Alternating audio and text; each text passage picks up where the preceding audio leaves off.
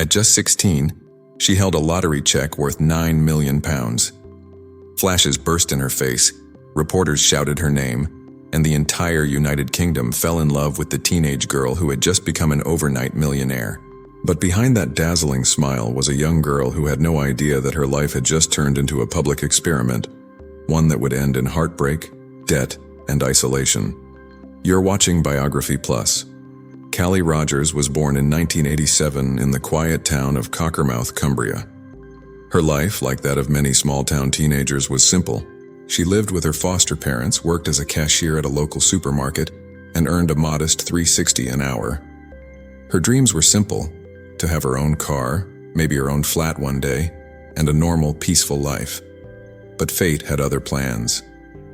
One summer evening in 2003, she bought a £1 lottery ticket with the spare change from her pocket. It wasn't a big, dramatic gesture, just another weekly draw, a habit she had picked up from the adults around her.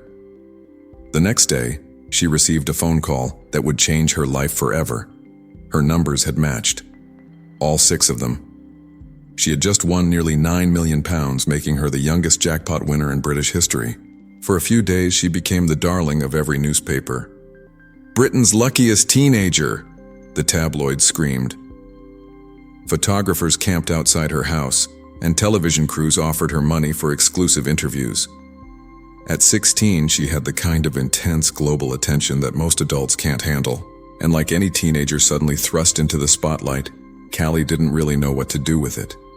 At first, she tried to do good. She bought her foster parents a new house. She helped friends with their bills, gave generous gifts to people she barely knew, and even donated to local charities.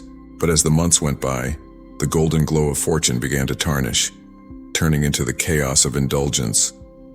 The girl who once couldn't afford a new dress was now spending thousands on designer clothes every single week.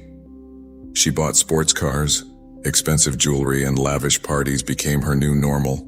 She gave away hundreds of thousands to friends, many of whom tragically vanished once the money ran dry. She soon found herself surrounded by people twice her age, some who seemed to love her for her wealth, and others who clearly saw her as an easy target. By the time she was 18, she was already entangled in a series of troubled relationships.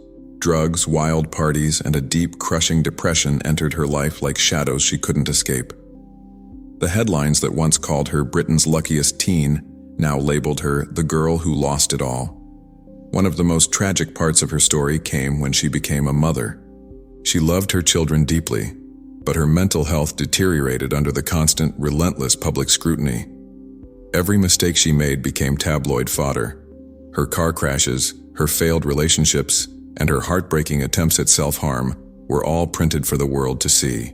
Instead of the privacy and peace she craved, her winnings had bought her a life under a magnifying glass, where the entire country judged her every move. By her mid-20s, Callie's massive fortune was gone. The cars, the houses, the glamour, all sold or lost.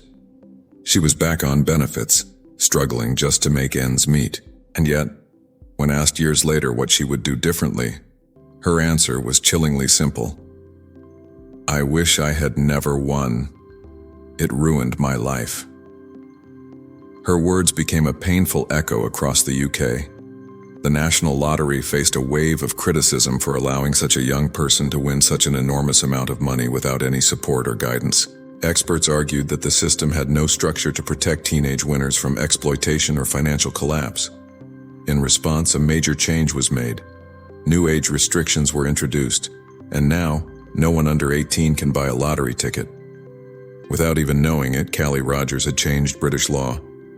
In her 30s, she began the slow, difficult process of rebuilding her life. She found steady work as a caregiver, earning just a fraction of what she once had, but living with far more peace of mind. She now speaks publicly about the dangers of sudden wealth, about the profound emotional shock that comes when your entire life changes overnight. "I was too young," she once said, "too naive to handle the responsibility. The money didn't make me happy. It only made me a target." Her story is not one of greed. It's a story of innocence lost far too soon. A powerful reminder that fortune without wisdom can quickly become a curse. That happiness isn't measured in pounds or mansions. but in the quiet, simple freedom to live life without being constantly watched, judged, or used. As the years pass, Callie remains a symbol, not of luck, but of its hidden dangers. A teenager who once had everything the world could offer and learned that what she truly needed was something money could never buy: peace.